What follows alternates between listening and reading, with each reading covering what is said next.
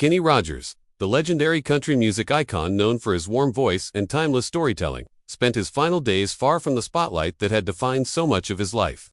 While fans remember him as the charismatic performer behind classics like The Gambler, Lucio, and Islands in the Stream, his last chapter was marked not by fame or fanfare, but by quiet reflection, declining health, and the enduring presence of family. What happened in those final days offers a sobering, emotional glimpse into the reality behind the legend, and it's truly heartbreaking. In the years leading up to his death, Rogers had slowly withdrawn from the public eye.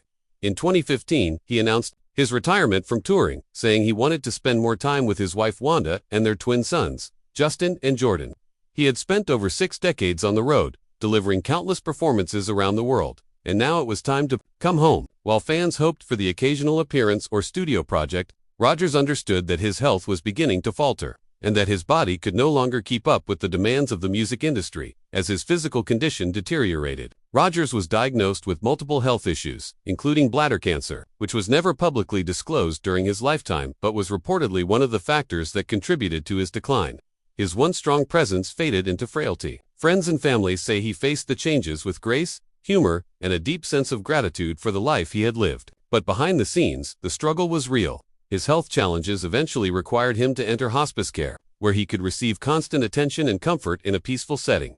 His final days were spent in a quiet Georgia home, surrounded by the people who mattered most. He was no longer the man standing center stage in front of sold-out crowds, but rather a father, a husband, and a man coming to terms with the end of his journey. The twins, just teenagers at the time, spent meaningful time with their father, who tried to make the most of his remaining moments. Though he was often too weak to speak for long, he made sure they knew how much he loved them. Wanda, his wife of over 20 years, was by his side throughout, rarely leaving the room.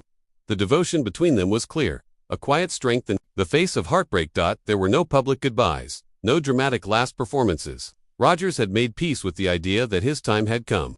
What he wanted more than anything was to be surrounded by love, not applause. He listened to some of his favorite songs, including gospel hymns and old country ballads, which brought comfort and moments of serenity. In rare moments of clarity, he would reminisce about his childhood, his early days in music, and the countless people he had met along the way. He smiled when talking about his fans, often expressing how grateful he was to have touched so many lives through music.